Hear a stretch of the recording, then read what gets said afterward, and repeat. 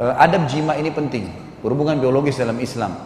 Yang pertama membaca doa sebelum berhubungan, dan ini penting sekali. Dan yang dianjurkan adalah laki-laki kalau dua-dua baca lebih baik. Doanya adalah Bismillah dengan nama Allah.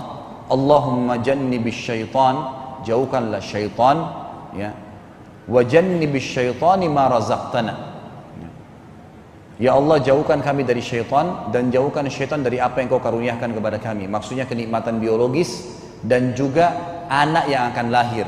Kata Nabi SAW, kalau Allah karuniai si perempuan hamil, maka anak tersebut tidak akan diganggu oleh syaitan selamanya.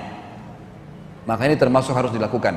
Yang kedua selain baca doa adalah ini bercumbuan sebelum berhubungan biologis. Kata Nabi SAW, bukan golongan kami yang tidak bercumbuan sebelum bersetubuh. Dan ini mungkin dalam ilmu medis juga sudah diajarkan orang menatap, mengucapkan kata-kata baik, ciuman, sentuhan, baru kemudian berhubungan biologis. Bahkan Nabi SAW memberikan isyarat orang yang langsung menggauli istrinya seperti hewan yang tidak punya adab dalam jima. Kemudian yang ketiga adalah tidak boleh menggauli istri dari dubur. Ini semua permasalahannya Bapak Ibu sekalian karena kita belajar seksual dan biologis dari film porno. Saya sudah katakan dan sering saya ingatkan, jangan pernah nonton film porno, itu tidak baik. Di situ akan tampil laki-laki yang paling sempurna, perempuan yang sempurna. Bagaimana bisa kita dengan istri duduk nonton itu? Kalau jelas laki-laki itu lebih hebat daripada suami, ya, daripada kita sendiri laki-laki, istri kita akan terus membayangkan laki-laki itu. Dan sebaliknya, kalau perempuan itu lebih sempurna dari istri kita, maka bagaimana seorang ibu bisa mengizinkan suaminya, membiarkan suaminya akan membayangkan perempuan itu? Karena pasti lebih segala-galanya, karena memang dipilih orang-orang tertentu, dan ini salah. Terlebih lagi adab mereka salah, mengajarkan orang untuk melakukan hubungan di dubur. Ingat sabda Nabi SAW, terlaknat kata Nabi, siapapun yang menggauli istrinya dari duburnya.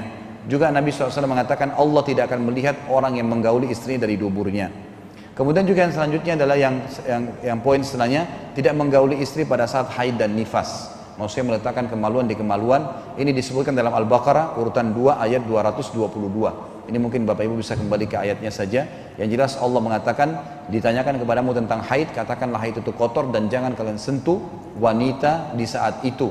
Maksudnya meletakkan kemaluan di kemaluan. Tapi ada hadis Nabi yang bersabda, ya, bahwasanya kalau orang lagi haid istri dan nifas, lakukan apa saja selain persetubuhan. Artinya boleh melakukan apa saja, bersentuhan, berciuman itu boleh saja. Bahkan seorang istri bisa memuaskan. Onani dalam Islam haram kalau dilakukan sendiri laki-laki. Tapi kalau istrinya lakukan dibolehkan. Bahkan ulama membahas tentang masalah oral seks dibolehkan selama memang itu ada keridoan di antara keduanya dan bukan paksaan.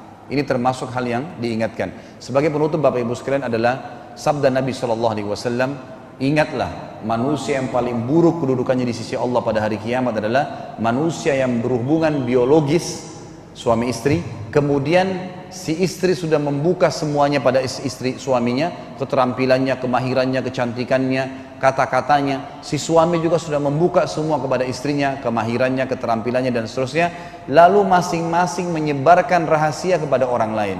Jadi ini nggak boleh. Allah murka dengan orang seperti ini.